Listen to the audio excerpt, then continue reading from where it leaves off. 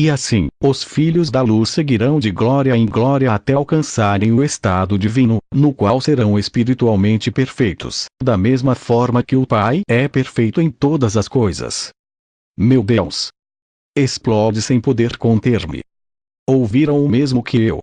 É a promessa mais clara e categórica, não de uma, mas de muitas vidas em contínua e progressiva perfeição. Mas o que poderão ser essas moradas? Aí está outra razão maravilhosa para voltar, reforçou o meu companheiro, cravando seu olhar em Curtis. O general assentiu em silêncio. Logo a seguir, o mestre faria uma recomendação sutil. Uma insinuação que, quando analisada pormenorizadamente, põe em causa o esforço constante de muitos cristãos por imitarem tudo Filho do Homem. Se me seguirdes quando eu vos deixar, dedicai os vossos mais ardentes esforços a viver de acordo com o espírito dos meus ensinamentos e com o ideal da minha vida, fazer a vontade do meu Pai. Fazei isto em vez de tentar imitar a minha vida natural na carne. O Pai enviou-me a este mundo, mas só uns poucos escolheram receber-me plenamente. Eu derramarei o meu espírito sobre toda a carne, mas nem todos os homens optarão por receber este novo mestre como guia e consolo da sua alma. No entanto, os que o receberem serão iluminados, limpos e reconfortados. E este espírito da verdade transformar-se-á neles num poço de água viva, jorrando a vida eterna. E agora, já que vou deixar-vos dentro em pouco, quero transmitir-vos palavras de consolo. Deixo-vos a paz. Dou-vos a minha paz. E dou-vos esses dons, não como os dá o mundo, por medida. Dou a cada um de vos tudo o que fordes capazes de receber. Não permitais que o vosso coração se turbe, ou se mostre assustado. Eu venci o mundo e, em mim, todos triunfareis pela fé. Já vos avisei que o Filho do Homem será morto, mas asseguro-vos que voltarei antes de ir ao Pai, mesmo que seja só por um pouco. E depois de ter ido ao Pai, com certeza enviarei o novo Mestre para que habite nos vossos próprios corações. E quando virdes que está chegando o momento em que tudo isto acontecerá, não fiqueis tristes. Crede. Tanto mais que já o sabieis antecipadamente. Amei-vos com grande afeto e não vos deixaria, mas é a vontade do Pai. A minha hora chegou. Não duvideis destas verdades, mesmo que estejais dispersos pelo estrangeiro por causa das perseguições ou abatidos por muitas penas. Quando vos sentirdes sós no mundo, eu saberei da vossa solidão, da mesma forma que vos sabereis da minha quando deixardes o Filho do Homem nas mãos dos seus inimigos. A diferença é que eu nunca estou só. O Pai está sempre comigo. Até nesses momentos pedirei por vós. Disse-vos estas coisas para que possais ter paz e a tenhais em abundância. Neste mundo tereis aflições, mas conservai o bom humor. Eu triunfei sobre o mundo e mostrei-vos o caminho para a alegria eterna e para o serviço eterno. Não deixeis que se turbe o vosso coração, nem deixeis que ele tenha medo. Aquelas belas palavras quase que puseram o ponto final na chamada última ceia. Restava apenas um derradeiro e emocionante capítulo, o das despedidas pessoais, 2 passos. O mestre foi colocar-se diante do divã ocupado por João Zebedeu. Este levantou-se imediatamente. E o Galileu, num tom cálido e íntimo, dirigiu-lhe as seguintes palavras de despedida. Tu, João, és o mais novo dos meus irmãos. Estiveste muito perto de mim, embora vos ame a todos com o mesmo afeto que um pai tem pelos seus filhos, foste designado por André como um dos 3 que deviam estar sempre perto de mim. Curtis pediu que parasse a fita. Que significa isto? Perguntou-me, acreditando que eu conhecia a resposta. De que designação está falando? É claro que eu também não tinha uma explicação. A enigmática escolha de André, o chefe dos apóstolos, devia ter sido um fato ocorrido muito antes da nossa primeira exploração. Certamente, como tivera a oportunidade de comprovar na oração do horto de Getsemane, Jesus de Nazaré parecia mais próximo de 3 dos seus homens que dos restantes. Noutras muitas passagens dos textos evangélicos, passagens sempre de uma especialíssima transcendência, João, o seu irmão Tiago e Simão Pedro encontravam-se sempre muito perto da figura do Rabi. Todos os exegetas e comentadores bíblicos atribuíram este fato a uma predileção concreta do Mestre por estes homens. Por não existir nos evangelhos e outros textos sagrados uma única referência a esta designação específica de André, era lógico supor que a presença contínua dos eleitos junto do Nazareno tivesse uma origem puramente emotiva. No entanto, quando se conhece e estuda profundamente a vida e o comportamento do Filho do Homem, torna-se difícil aceitar que Cristo fizesse distinções pessoais, provocando assim hipotéticas e nada aconselháveis situações de inveja ou ciúme entre os que o rodeavam diariamente.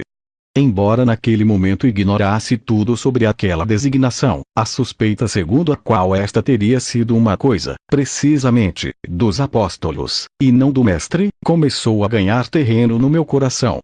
E se a escolha daqueles 3 galileus obedecesse a uma ânsia pura e simples de proteger a pessoa do Mestre? Isto, pelo menos em teoria, podia encaixar na forma de agir de Cristo e, sobretudo, na aceitação geral e pacífica dos mencionados guarda-costas por parte do grupo. Da mesma forma que Filipe e Judas Iscariotes tinham sido nomeados, respectivamente, intendente e administrador dos fundos comuns, os irmãos Zebedeu e Pedro podiam ter assumido também a responsabilidade da segurança do guia.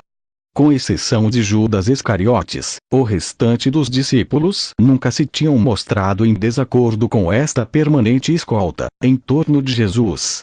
Sintoma inequívoco de que tinha participado naquela designação ou, no mínimo, de que estavam de acordo com a decisão de André.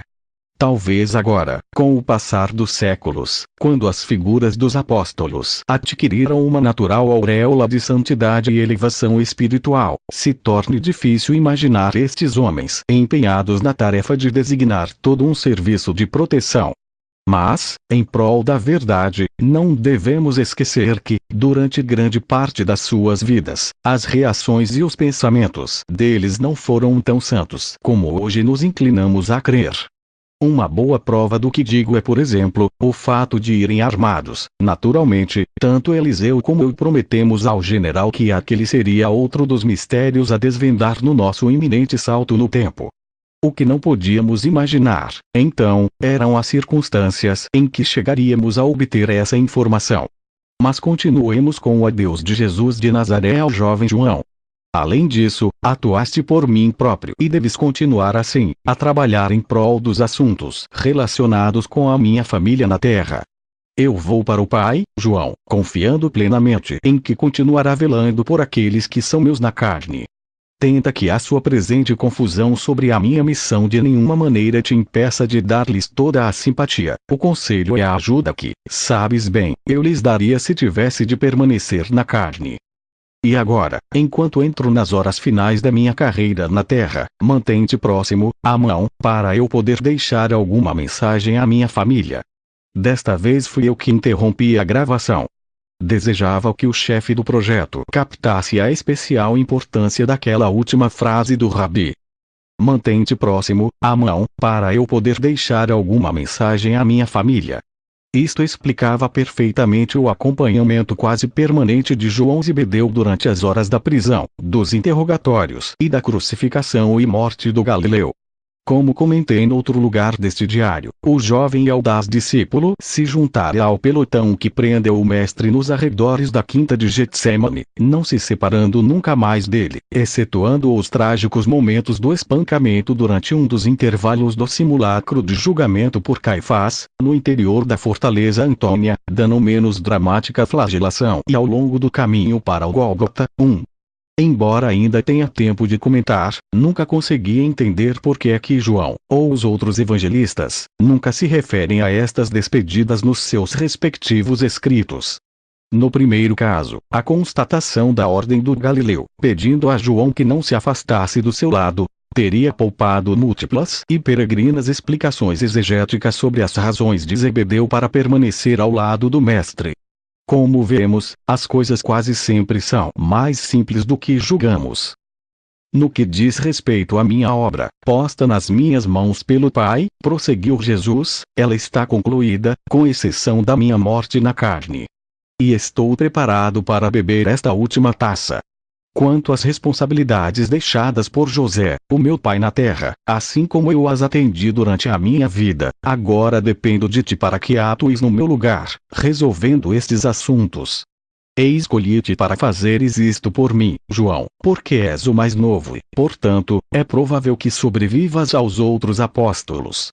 Esta insólita revelação de Jesus de Nazaré, também omitida pelos evangelistas, vinha corroborar as minhas suspeitas sobre o anteriormente exposto. A designação de João como guardião dos seus assuntos familiares, incluindo o cuidado de Maria, sua mãe, não obedecia a razões sentimentais ou de especial simpatia pelo Zebedeu. Antes, pelo contrário.